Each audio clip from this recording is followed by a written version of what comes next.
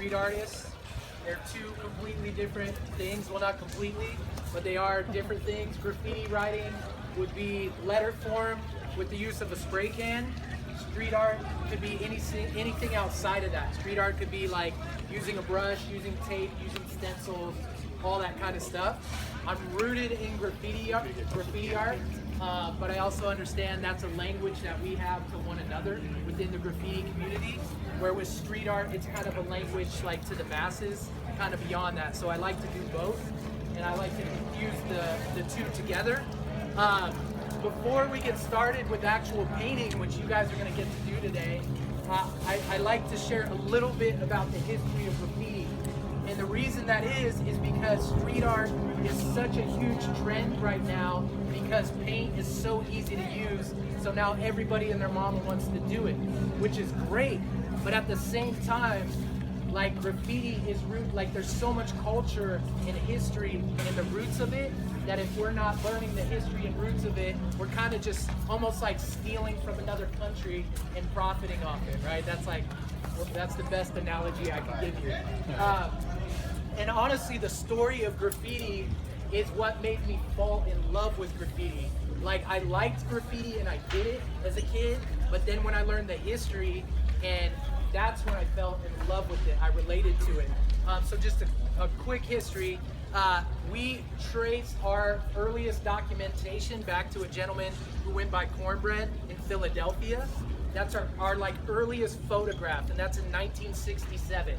And now, some people debate that, all right? Some people say there was earlier writers like Taki, but we don't know. That's just our earliest documentation. Now in New York though, with Taki, he's really the one that like put graffiti on the map. And he was a Greek dude living in Queens on 183rd Street, and he wrote Taki 183. So his name was the street that he lived on.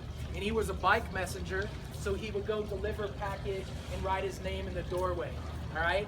And just to get his name out there. And so in the roots of graffiti, it's all about getting your name up. It was like kids just wanting to be known. And if you think of what was happening in New York at the time, that's why it was so powerful. In New York, in the 60s and 70s, there was something you may have heard of called white flight. And there was also the Cross Bronx Expressway that was built, routing traffic around the Bronx. So building owners were losing money. So they decided to get our money, we're gonna burn down our own buildings to get insurance money. So you have all these kids living in poverty, and then they have no form of expression, and they're living amongst this rubble that looks like a third world country. And that's why you have hip hop and the culture of hip hop. It was like these kids that needed to express. They absolutely needed that at that time.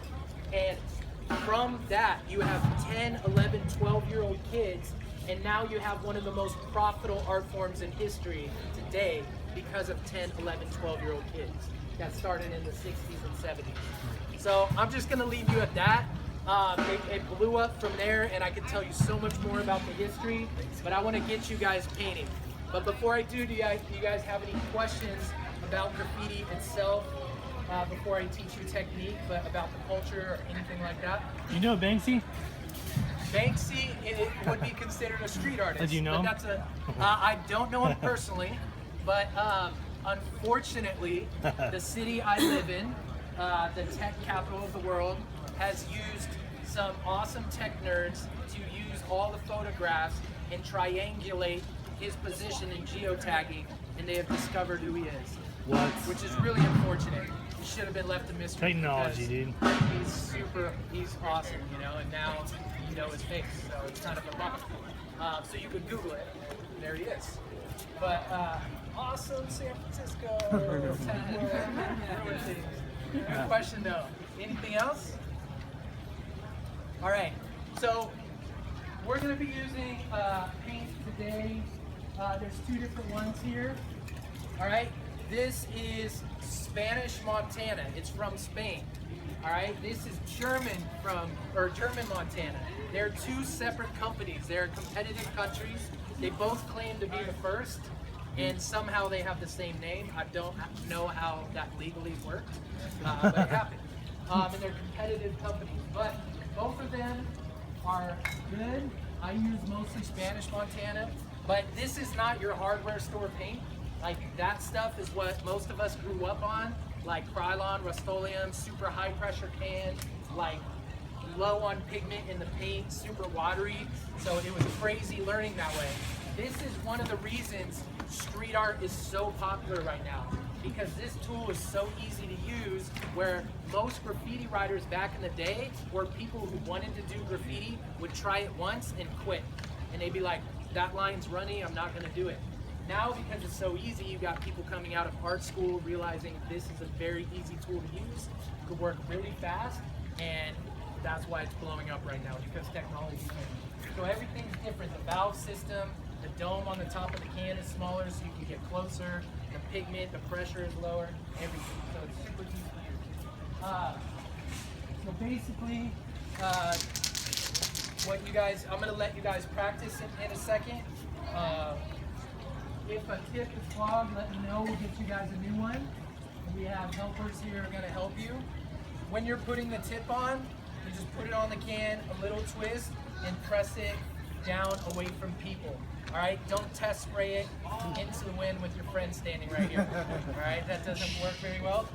And don't test spray your own face. All right, and don't go to paint the wall and spray your own face. I say this every time, and usually 2 or 3 people spray themselves in the face. All right, so it's a little test spray. These are clogged. Sorry, guys. Cap. You need cap? Oh, I got another one. All right. So you guys are gonna practice a few different things. I'm gonna just show you some like techniques right now, and then you guys are gonna try it. And everybody who is a graffiti writer here from our crew, if you could raise your hand. Yeah, all of us are available to just come alongside you and help you, okay?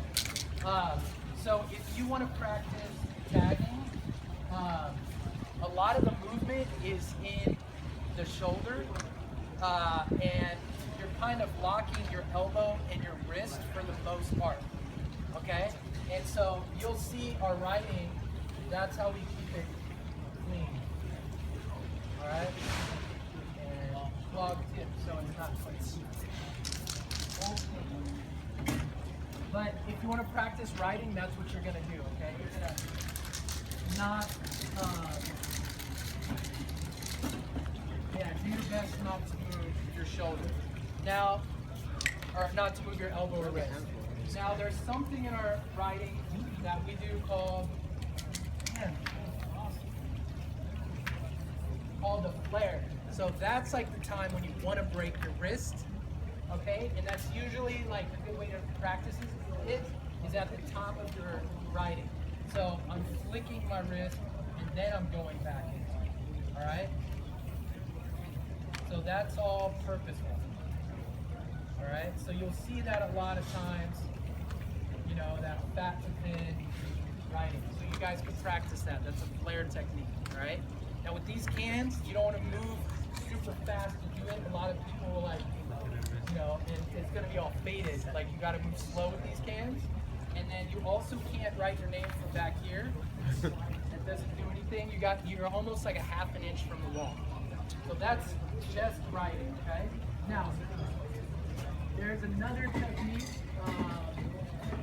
If you guys want to work on getting really skinny lines and you're having a hard time getting it like super skinny with the can, what you can do is spray a thicker line and you take your other color and it's called cutting. You're going to cut that line in half. So that's a technique we do all the time, and that's also a technique to get like really sharp corners. So like say I did this triangle, whatever, and it's not clean enough for me. All I got to do is come back and cut the edges off. Now I have a really sharp angle kind of thing. Nice. All right. This is a lot, but you guys can try whatever you want. All right. One last thing I'll show you guys.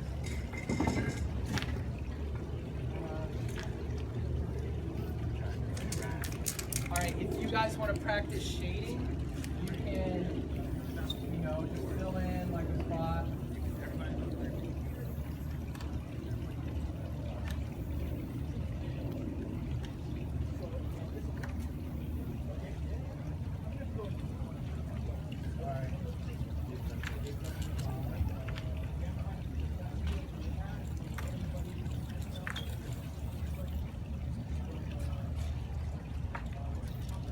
Alright, and if you want to add shading, you just grab another color and you're going to angle your can purposely this time. So when we're writing, I'm not angling my can at all, because if I angle my can, it's going to fade more on one side or like that.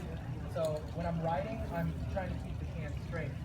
But if I want to fade, I'm angling it to where I want the overspray to go. Alright? So I can angle it on whatever spot. I'm just going to go right along there, allow overspray, and then I can pull further away and like dust it on, something like that. And then you can take the other color and blend back into it. And that's how you like practice your shading. And again, you can clean it up with the outline of another color. Like it's super clean. All right.